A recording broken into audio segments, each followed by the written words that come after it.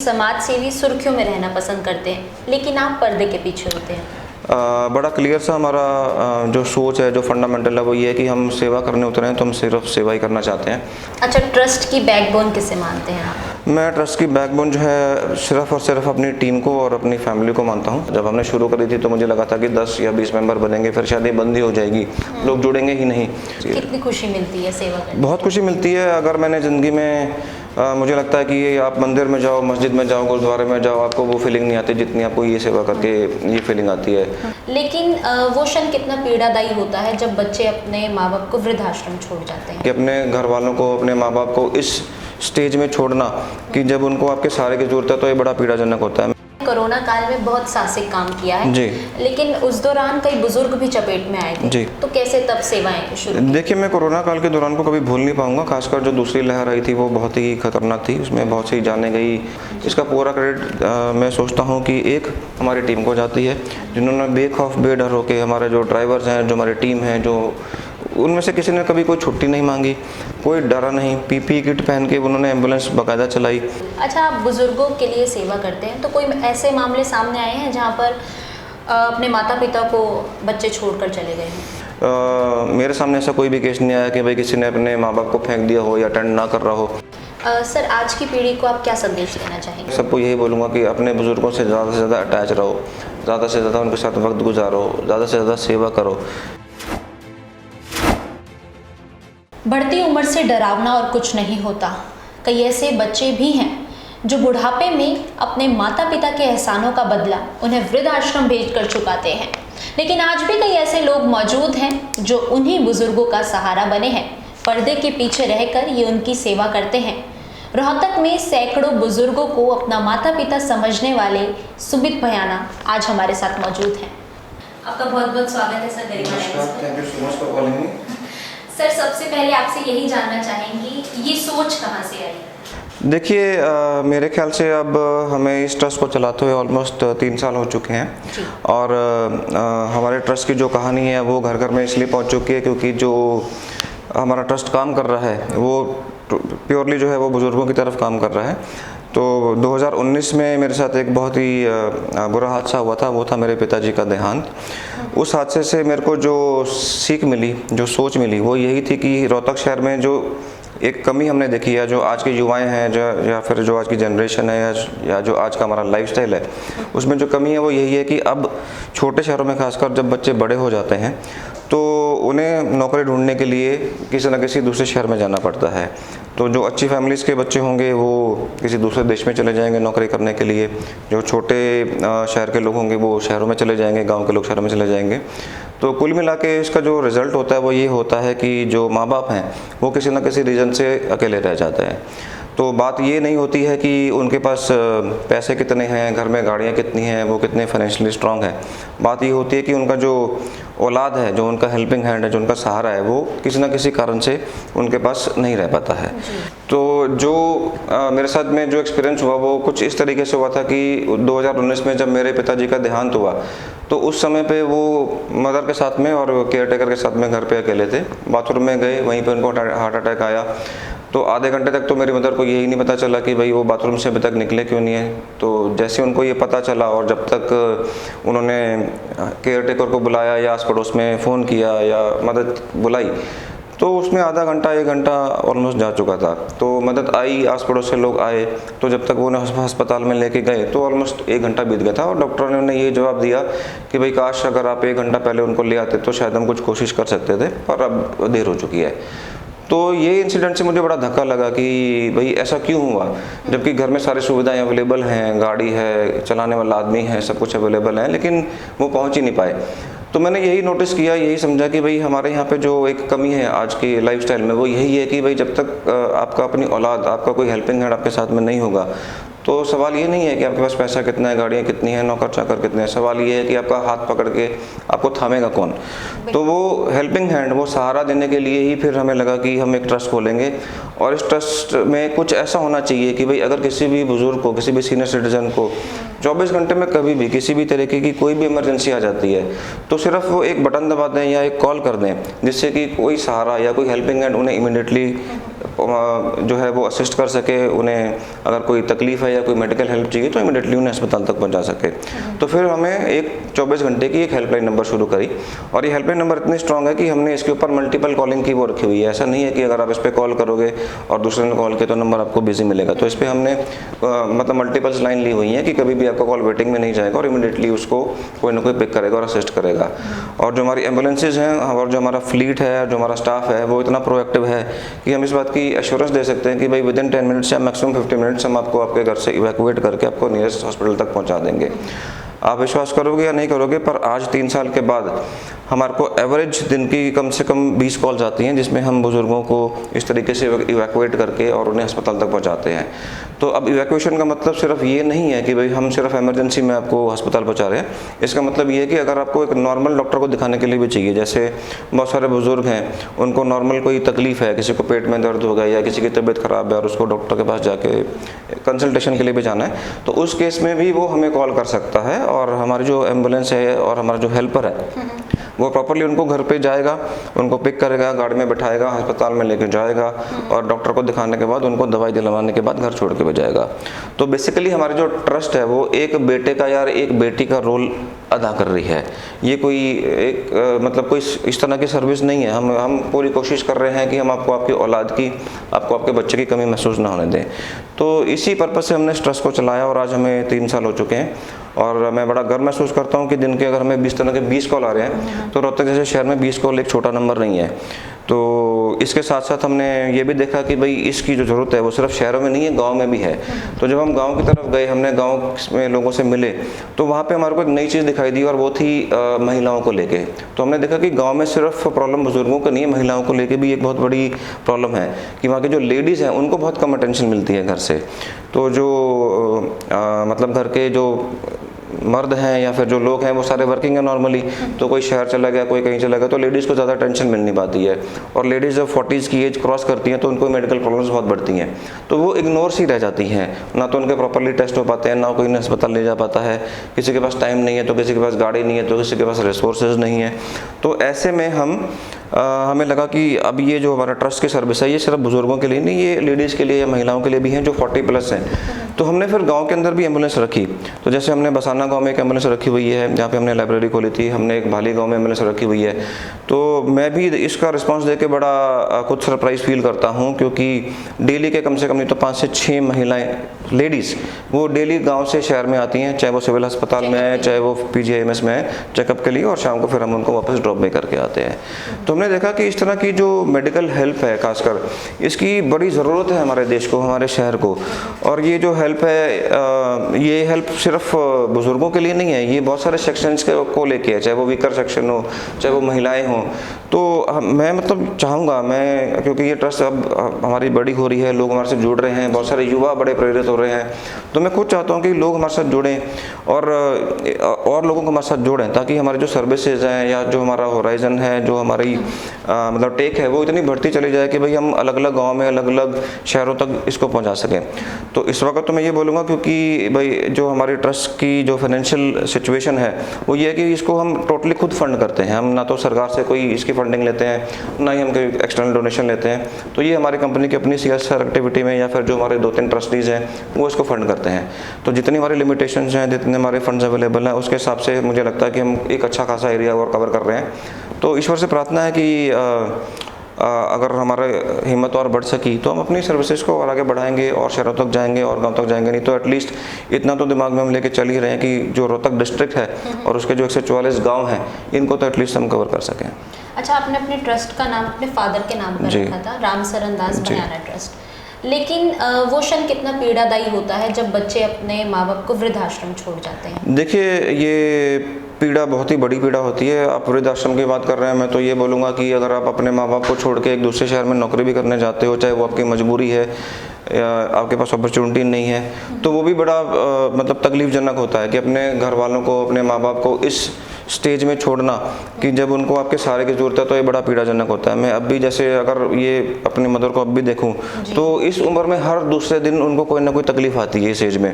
कभी उनको कहीं पे दर्द है, कभी कोई दांत की प्रॉब्लम आ गई, कभी पेट की प्रॉब्लम आ गई, और खासकर इस एज में आके आपको घुटनों की प्रॉब्लम, कॉन्स्टिपेशन की प्रॉब्लम, तरह तरह की बीमारियाँ आपको घेरती हैं इस एज में आके। तो आप ऐसे में अपने माँ बाप को अकेला छोड़ना और बिना किसी सहारे के छोड़ना, ऑफ कोर्स मुझे लगता है कि किसी भी बेटे के लिए या किसी भी बेटी के लिए या किसी भी औलाद के लिए बड़ा ही पीड़ाजनक होगा। तो आपको बहुत बड़ा कलेजा चाहिए अपने माँ बाप को अकेला छोड़ने के लिए।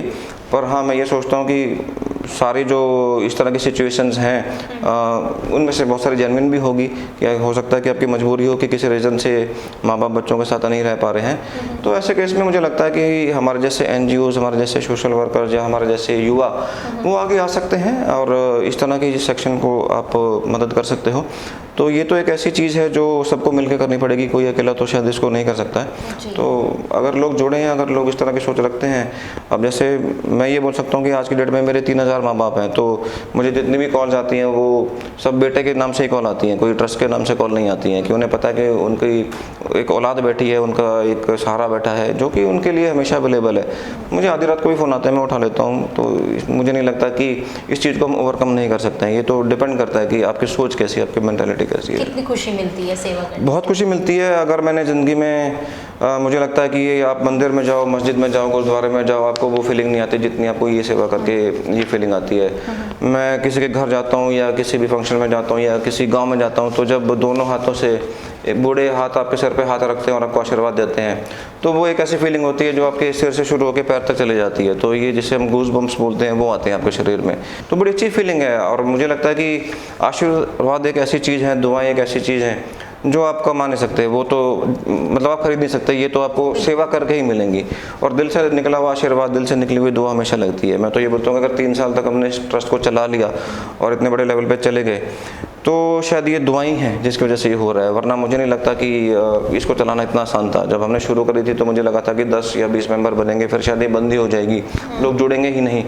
पर आज 3000 कोई छोटा नंबर नहीं है, 3000 बहुत बड़ा नंबर है, 20 कॉल रोज़ की बहुत बड़ा नंबर है, और ये बढ़ते ही चले जा रहे हैं, घट नहीं रहा है। तो दुआओं में बहुत ताकत होती है और मेरा ये बड़ा एक्सपीरियंस है, ये हम डेली एक्सपीरियंस लेते हैं। बिल्कुल। अच्छा सर, आपने कोरोना काल में बहुत साहसिक काम किया है जी, लेकिन उस दौरान कई बुजुर्ग भी चपेट में आए थे जी। तो कैसे तब सेवाएं शुरू? देखिए, मैं कोरोना काल के दौरान को कभी भूल नहीं पाऊंगा। खासकर जो दूसरी लहर आई थी वो बहुत ही खतरनाक थी, उसमें बहुत सी जानें गई, खासकर बुजुर्गों को बड़ी तकलीफ हुई। और कोरोना काल के मेरे एक्सपीरियंस को लेकर मैं यही बोलूँगा कि अगर मैं रोहतक शहर की बात करूँ तो इसका मैं कोई भी क्रेडिट अपने आप को नहीं देना चाहूँगा। ऑल्दो ट्रस्ट को मैं चला रहा हूँ, मैनेज कर रहा हूँ, इसका पूरा क्रेडिट मैं सोचता हूँ कि एक हमारी टीम को जाती है, जिन्होंने बेखौफ बेडर होकर, हमारे जो ड्राइवर्स हैं, जो हमारी टीम है, जो उनमें से किसी ने कभी कोई छुट्टी नहीं मांगी, कोई डरा नहीं, PPE किट पहन के उन्होंने एम्बुलेंस बाकायदा चलाई। बेशक उन्होंने वो पॉलीथीन से एम्बुलेंस को कवर किया। किसी भी बुजुर्ग को, चाहे वो पॉजिटिव हो चाहे वो ना हो, चाहे वो हमारे को कोई डेड बॉडी उठानी पड़े, वो पीछे नहीं हटे, हाथ लगाने से पीछे नहीं उठे। 1-2 बार मेरा भी एक्सपीरियंस हुआ तो हम में से कोई भी पीछे नहीं हटा। और दूसरा, मैं इसके लिए रोहतक प्रशासन की मतलब तहे दिल से प्रशंसा करना चाहूँगा, खासकर CMO ऑफिस की और DC ऑफिस की। उस टाइम पे मुझे नहीं पता कि लोगों का क्या एक्सपीरियंस रहा, पर हमारे को अनलिमिटेड सपोर्ट मिली।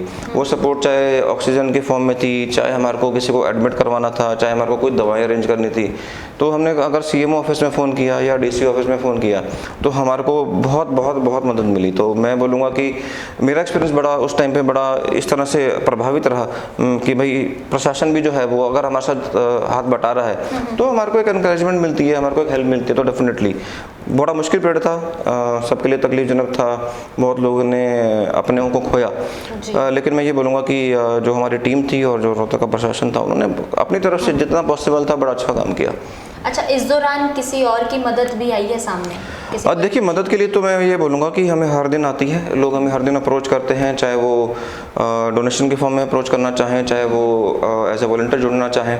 तो एज सेड कि मैं डोनेशन के लिए तो हमारे यहाँ पे हमने ऑलरेडी सबके आगे हाथ जोड़े हैं कि हम एक्सटर्नल डोनेशंस नहीं लेते, ना चाहे वो सरकार हो चाहे वो प्राइवेट हो, जो भी है फाइनेंसेस हम खुद अपने आप हैंडल करते हैं। हाँ, एज ए वॉलंटियर बहुत लोग जुड़ते हैं, जैसे आप लोग भी जुड़े हुए हैं, पूरा शहर जुड़ा हुआ है, तो एज ए वॉलंटियर हाँ सब लोग जुड़ते हैं और बड़े खुशी से जुड़ते हैं और हम उन्हें खुशी से जोड़ते भी हैं। तो हमारे यहाँ पे कोई भी पब्लिक फंक्शन होता है, जैसे कोई मेडिकल कैंप लगा या कोई भी फंक्शन हुआ, चाहे हमने गाँव में लगाया चाहे शहर में लगाया, तो लोग उसमें आते हैं, सेवा करते हैं, खुशी से जुड़ते हैं, हमें भी अच्छा लगता है। तो ऑफकोर्स मैं ये बोलूँगा कि लोग बड़े दिल से जुड़ते हैं और हाँ, हम उन्हें दिल से वेलकम भी करते हैं इसके लिए। बिल्कुल। अच्छा, आप बुजुर्गों के लिए सेवा करते हैं, तो कोई ऐसे मामले सामने आए हैं जहाँ पर अपने माता पिता को बच्चे छोड़कर चले गए हैं? देखिए, मेरा ऐसा कोई एक्सपीरियंस नहीं हुआ। मैं इसमें बिल्कुल सच बोलना चाहूँगा कि मेरे सामने ऐसा कोई केस नहीं आया कि जिसमें कोई बच्चा अपने माँ बाप को छोड़ गया हो।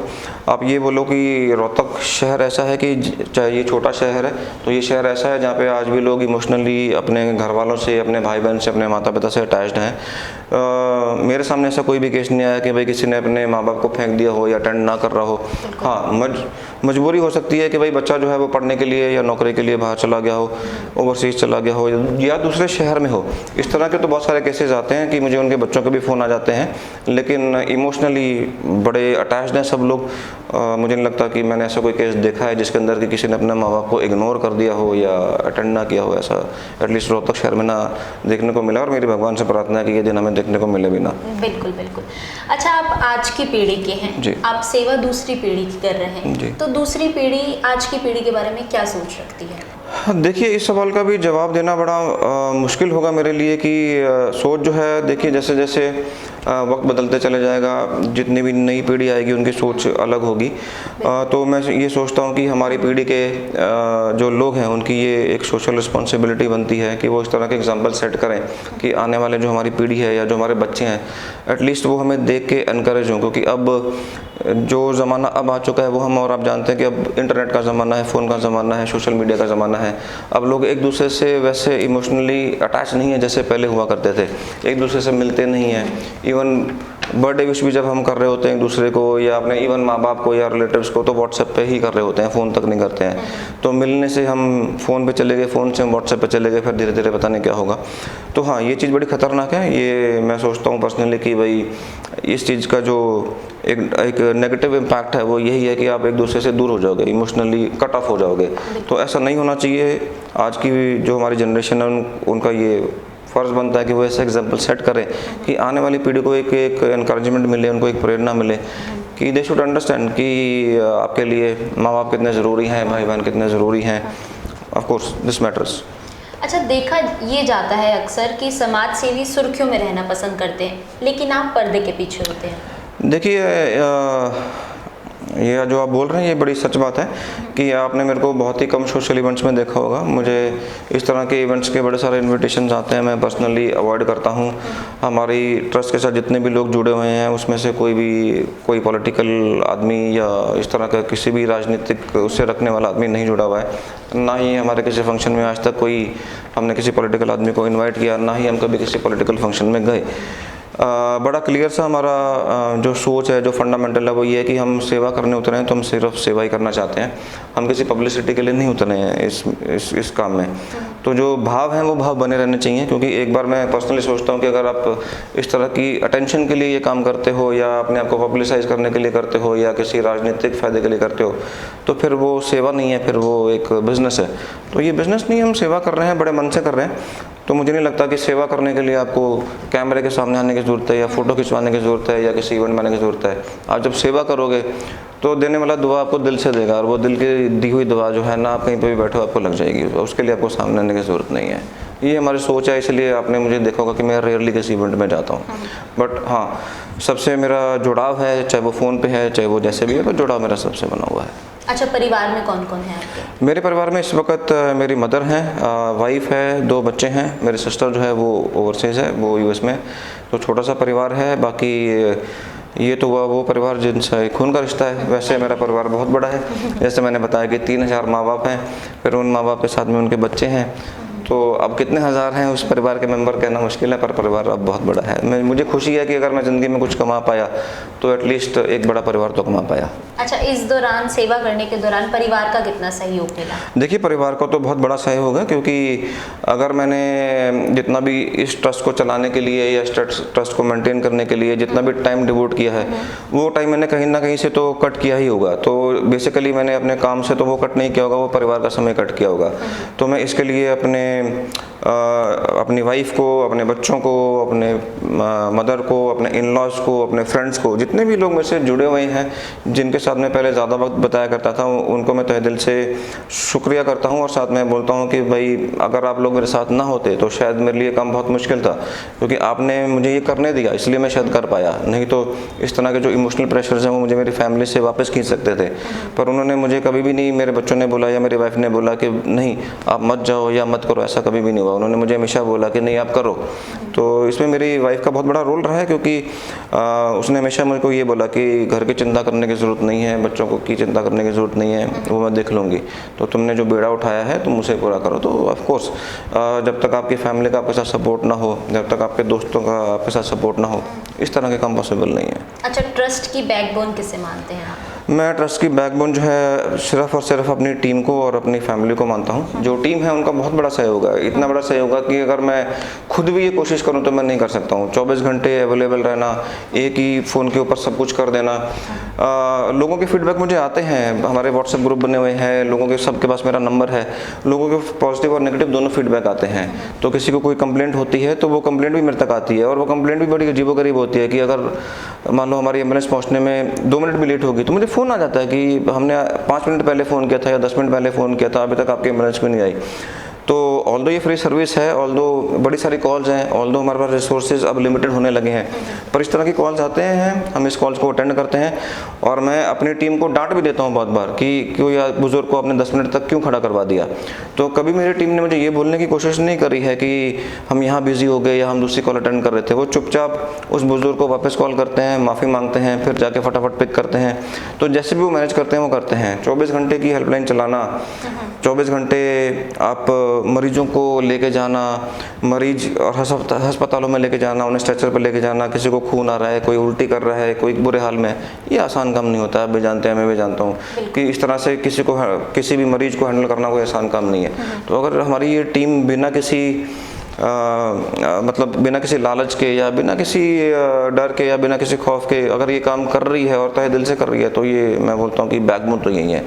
मेरा सिर्फ एक सोच है, मेरा सिर्फ एक विचार है। आप ये बोल सकते हो कि हाँ मैनेजमेंट मेरी है, लेकिन बैकबोन ऑफ कोर्स ये टीम है जी। सर, ट्रस्ट चलाने के अलावा आप और क्या काम करते हैं? देखिए, मैं इंटरनेशनल लॉजिस्टिक्स के बिज़नेस में हूँ। इंटरनेशनल लॉजिस्टिक्स का मतलब कि जो भी आपका कार्गो एक्सपोर्ट इंपोर्ट होता है, चाहे वो बाय एयर है चाहे वो बाय सी है, इसको हम इंटरनेशनल लॉजिस्टिक्स बोलते हैं। ये मेरा कोर बिज़नेस है। कंपनी का नाम हमारा वेल्ट्रास लॉजिस्टिक्स है, और उसी की CSR एक्टिविटी से हम इस ट्रस्ट को एक पार्ट फंड करते हैं।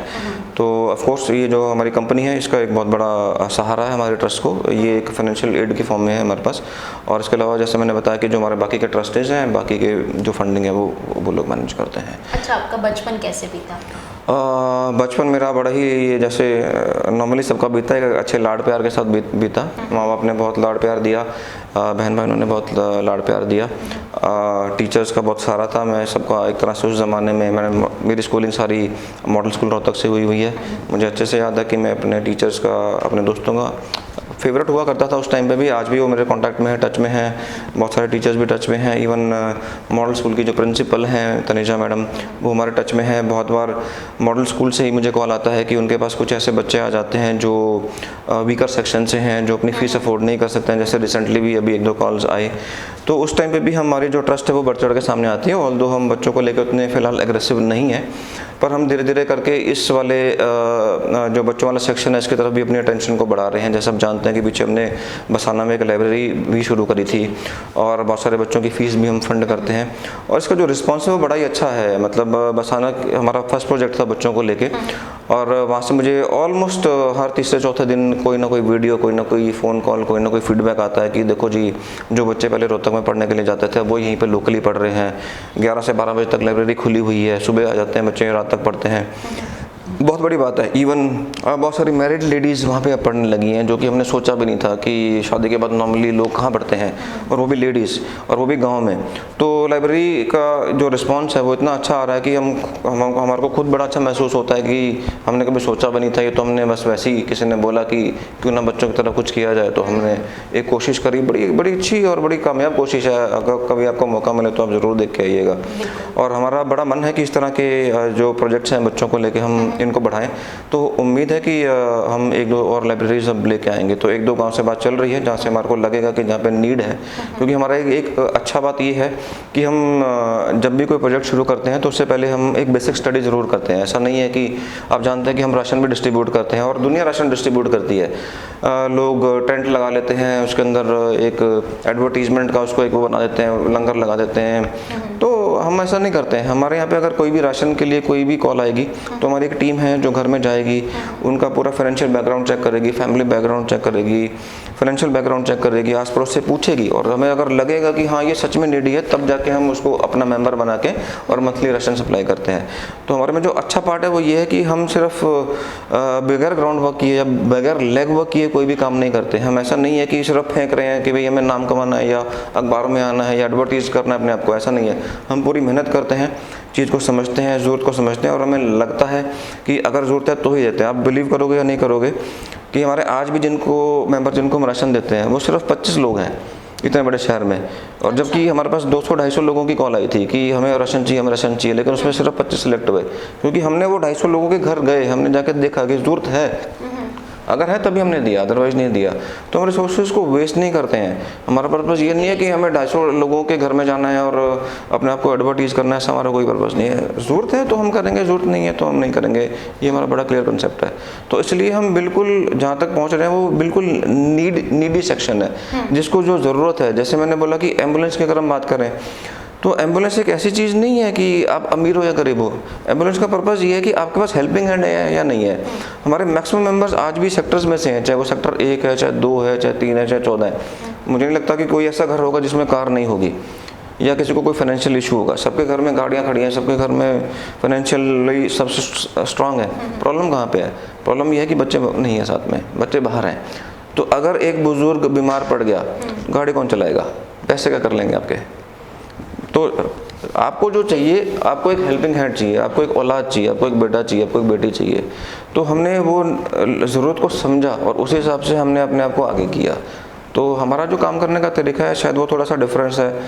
शायद इसलिए लोग हमें पसंद करते हैं कि हम जो टच पॉइंट है वहाँ तक पहुँचते हैं और उसके बाद फिर हम अपने प्रोजेक्ट को शुरू करते हैं। जी अच्छा सर, आपने एम्बुलेंस से शुरुआत की थी, उसके बाद शटल सर्विस शुरुआत की, उसके बाद लाइब्रेरी की प्रोजेक्ट्स की शुरुआत की, तो अब नेक्स्ट सेवा क्या मुहैया करवाने वाले हैं शहर? देखिए, अभी तक जहाँ तक प्रोजेक्ट का सवाल है, हमारे दिमाग में एक प्रोजेक्ट है जो बड़े टाइम से चल रहा है और किसी कारण से वो हो नहीं पा रहा है कि हमें सही लोग नहीं मिल रहे हैं या शायद हम सही से तालमेल नहीं बैठा पा रहे हैं। उसका नाम है वॉक एंड टॉक सर्विस। हमने ये वॉक एंड टॉक सर्विस की, हमें पता है कि बड़ी नीड है। हम जब लोगों से मिलते हैं तो हमने देखा है कि बात सिर्फ ये नहीं है कि आपको एम्बुलेंस चाहिए होगी या आपको राशन चाहिए होगा या आपको लाइब्रेरी चाहिए होगी। बात यह है कि बुज़ुर्ग एक ऐसा सेक्शन है जिसकी सबसे बड़ी प्रॉब्लम है कि अकेलापन। वो अकेलापन उनको खाता है। कोई भी आप बुज़ुर्ग से जब बात करोगे ना तो उसको सबसे पहले चाहिए कि आप आओ, उसके साथ बैठो, उसके साथ बात करो, उसकी बात सुनो। तो बुज़ुर्गों की जो प्रॉब्लम है या जो उनको एंग्जाइटी है या जो जिस कारण से वो अपने आप को ज़्यादा बूढ़ा महसूस करते हैं, वो इसलिए करते हैं क्योंकि उनको अकेलापन होता है। उनके पास कोई ऐसा आदमी नहीं है जिससे वो बात कर सकें। शुरू में तो हमने एक क्लब भी बनाया सीनियर सिटीजन्स का, फिर उसके बाद कोविड आ गया तो हमें वो क्लब बंद करना पड़ गया। फिर वो हमारी जगह चेंज होगी तो जगह कम पड़ गई। शुरू में तो हमारा क्लब था जहाँ पे हम डेली बेसिस पे भजन कीर्तन करवाते थे, योगा करवाते थे, कैरम बोर्ड, चेस बोर्ड, इस तरह का हमने क्लब बनाया हुआ था, जैसे सीनियर सिटीजन क्लब होता है। बहुत लोग आते थे, लेडीज़ बहुत आती थी और शाम को ये लोग बैठते थे, हंसी मजाक करना आपस में। पर फिर कोविड आ गया तो सब दूर हो गए। तो उसके बाद जब हमने देखा कि लोगों को इतनी एंग्जाइटी बढ़ गई कि लोग इंतज़ार करते हैं कि कोई मेरे पास आए और मुझसे बात करे, तो ये जो वॉक एंड टॉक सर्विस है, ये इसी सोच से हम इस प्रोजेक्ट को करना चाहते हैं कि हम जो स्कूल के स्टूडेंट्स हैं, जैसे आपने थोड़ी देर पहले मेरे से कुछ सवाल पूछा कि भाई आप अगली पीढ़ी को क्या बताना चाहते हो। मैं अगली पीढ़ी को बताना नहीं चाहता, मैं उनको इन्वॉल्व भी करना चाहता हूँ कि हम स्कूल के चाहे स्टूडेंट हो गए, चाहे वो कॉलेज के स्टूडेंट हो गए, हम चाहते हैं कि हम उनको इन्वॉल्व करें एज ए वॉलंटियर, कि वो एज ए वॉलंटियर शाम को आधा घंटा या 1 घंटा निकालेंगे, किसी भी एक बुजुर्ग को आइडेंटिफाई करेंगे, उसके घर पर जाएंगे, उनसे सिर्फ बात करेंगे। आज की डेट में हर घर के सामने कोई ना कोई छोटा मोटा पार्क होता है, उनका हाथ पकड़ा या व्हील चेयर पकड़ी, उन्हें पार्क में घुमाया, आधा घंटा बात किया और घर छोड़ दिया। तो उससे एक तो युवा पीढ़ी को सीख मिलेगी कि बुजुर्गों की हमारी लाइफ में इम्पोर्टेंस क्या है। जैसे जैसे वो लोग बुजुर्गों से दूर हो रहे हैं, माँ बाप से दूर हो रहे हैं, एक तो उनके अंदर के जो इमोशंस डाउन हो रहे हैं या मर रहे हैं वो जगेंगे। बुजुर्गों को जो है एक बात करने के लिए कोई आदमी मिलेगा, क्योंकि अपने बच्चा तो जा चुका है, कोई तो मिले उनको। अब इस तरह के अगर हम दोनों पीढ़ियों को मिला देंगे कि एक तरफ बुजुर्ग हैं, एक तरफ जो यंग पीढ़ी है, तो मुझे लगता है कि इनको अगर हमने ज्वाइन करवा दिया तो इनको सीखने को मिलेगा और इनको जो नहीं मिल रहा है अपनापन, वो मिलेगा। तो ये वॉक एंड टॉक सर्विस को मैं बड़े टाइम से करना चाहता हूँ। शुरू में कोविड आ गया तो हम इस सर्विस को कर नहीं पाए। उसके बाद फिर जब हमने कोशिश करी कि हम वो वॉलंटियर्स कहाँ से लाएंगे, हम ढूंढ नहीं पाए। पर मेरे अभी भी प्रयास है, क्योंकि मेरे को लगता है कि ये जो वॉलंटियर्स हैं शायद हमारे को गांव की तरफ से ज़्यादा मिलेंगे। शहर की लाइफ बहुत बिजी है, लेकिन गांव में आज भी लोग बड़े इमोशंस कैरी करते हैं, इमोशनली अटैच्ड हैं बुजुर्गों से, माँ बाप से। ये प्रोजेक्ट है जिसको मैं सीरियसली अब आगे करना चाहता हूँ। तो सुन के अच्छा लगा होगा आपको कि ये एक नई सोच है, एक नया विचार है जो आपने अभी तक किसी के मुँह से सुना भी नहीं होगा। पर हमने देखा है कि जैसे मैंने बोला कि टच पॉइंट, ये टच पॉइंट को हम समझते हैं कि टच पॉइंट क्या है, कहाँ पे आपको महसूस होता है अटैचमेंट करने। अच्छा, इस दौरान क्या कोई वृद्धाश्रम खोलने की भी शुरुआत? नहीं, हम किसी भी वृद्धाश्रम खोलने का कोई भी प्लान नहीं कर रहे हैं। मेरे को लगता है कि ये एक बहुत ही बेकार किस्म का विचार है कि बुजुर्गों को उनके घर से निकाल दो, उनको माँ बाप से दूर कर दो और एक ऐसी जगह पे लाके बैठा दो जहाँ पे कहने के लिए वो वृद्धाश्रम है, अदरवाइज क्या है उसके अंदर। आपने उनको एक बंद कमरे में लाके छोड़ दिया, 10 बुजुर्ग बैठे भी हैं, तो क्या है, उनका अपना घर चला गया, उनके अपने बच्चे उनसे दूर हो गए। तो हम बुजुर्गों के घर जाएंगे, हम बुजुर्गों को उनके घर से निकाल के नहीं लाएंगे। तो मेरी कोशिश ये है कि ज़्यादा से ज़्यादा युवा पीढ़ी को, जैसे मैंने वॉक एंड टॉक की बात करी, तो अगर ये वॉक एंड टॉक कामयाब हो जाती है तो लोग बुजुर्गों के पास जा रहे हैं, हम बुजुर्गों को नहीं लेके आ रहे हैं। तो ये हमारा जो सोच है वो ये है कि हम किसी वृद्धाश्रम में नहीं जाएंगे, रादर हमारी पूरी कोशिश रहेगी कि हम उनके घर तक पहुँचे, हम उनको उनके घर से नहीं निकालेंगे, हम उनके घर जाएंगे। अच्छा सर, आज की पीढ़ी को आप क्या संदेश देना चाहेंगे? देखिए, मैं आज की युवा पीढ़ी को एक ही संदेश देना चाहूँगा कि आपके अंदर की जो इमोशंस हैं, जो भावनाएं हैं, उसे आप हमेशा बनाए रखो।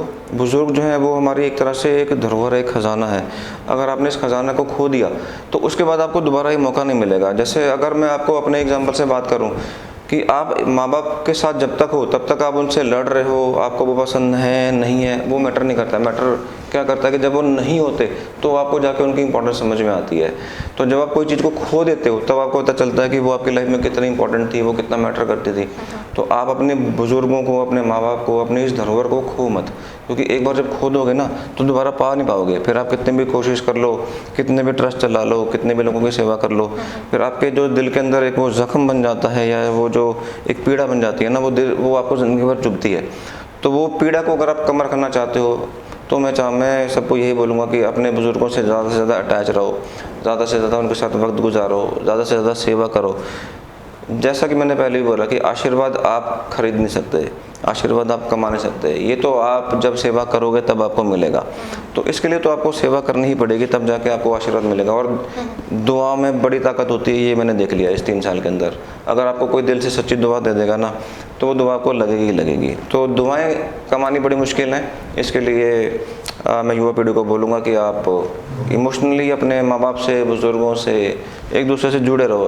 हमारे साथ जो नई जनरेशन है, अब वो सोशल मीडिया की जनरेशन है, वो व्हाट्सएप की जनरेशन है, सब एक दूसरे से दूर हो रहे हैं। तो दूर मत हो, एक दूसरे से जुड़े रहो, एक दूसरे से पास रहो, मिलते रहो अपने माँ बाप से, जितना वक्त निकाल सकते हो निकालो। यही मेरा संदेश है। बहुत बहुत शुक्रिया सर।